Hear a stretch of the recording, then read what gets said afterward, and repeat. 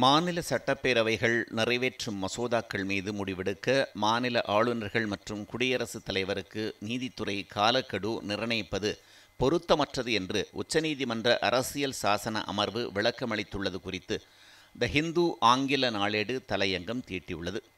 அதில் உச்சநீதிமன்றத்தின் இந்த கருத்து 16வது குடியரசுத் தலைவரின் குறிப்புக்கு உச்சநீதிமன்றத்தின் விளக்கம் ஒரு அரசியலமைப்பு சமநிலைப்படுத்தும் செயலாக தோன்றுவதாக த ஹிந்து ஆங்கில நாளேடு கூறியுள்ளது.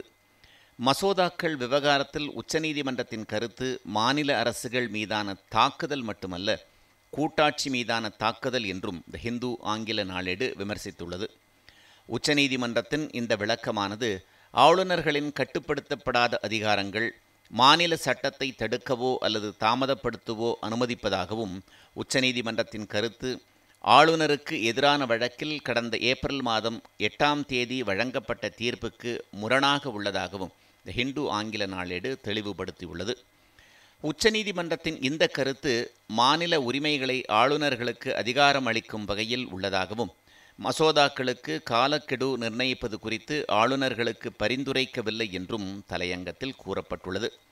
ஆனால் அரசியல் சாசன பிரிவு 200 மற்றும் 201 ஆகியவற்றின் கூற்றுப்படி மசோதாக்கள் மீது ஆளுநர் தனது முடிவை முடிந்தவரை விரைவில் அறிவிக்க வேண்டும் என்று கூறுவதாகவும் சுட்டிக்காட்டப்பட்டுள்ளது. ஆளுநர்கள் அமைச்சரவையின் ஆலோசனைக்கு கட்டுப்பட தேவையில்லை என்று உச்சநீதிமன்றத்தின் கூற்று அரசியலமைப்புக்கு முரணாக உள்ளதாகவும் கூறப்பட்டுள்ளது. மசோதாக்கள் விவகாரத்தில் குடியரசுத் தலைவர் நீதிமன்றத்தை கலந்தாலோசிக்க தேவையில்லை என்பது மசோதாக்களை காலவரையின்றி தேக்கமடையச் செய்யும் என்றும், உச்சநீதிமன்றத்தின் தீர்ப்பால் மசோதாக்களை மீண்டும் நிறைவேற்றுவதற்கு சட்டமன்றத்திற்கு எந்த வழியும் இல்லாத சூழல் ஏற்படும் என்றும் த ஹிந்து ஆங்கில நாளேடு கூறியுள்ளது. ஒரு மசோதாவை குடியரசுத் தலைவருக்கு ஆளுநர் அனுப்ப வேண்டும் என்பதற்கான எந்த வழிகாட்டுதலையும் உச்சநீதிமன்றம் வழங்கவில்லை என்று குறிப்பிட்டுள்ள த ஹிந்து ஆங்கில நாளேடு, மசோதாக்கள் விவகாரத்தில் மாநில அரசுகளை சட்ட போராட்டங்களில் ஈடுபட கட்டாயப்படுத்தும் வகையில் உச்சநீதிமன்றத்தின் விளக்கம் அமைந்துள்ளதாகவும் கூறியுள்ளது.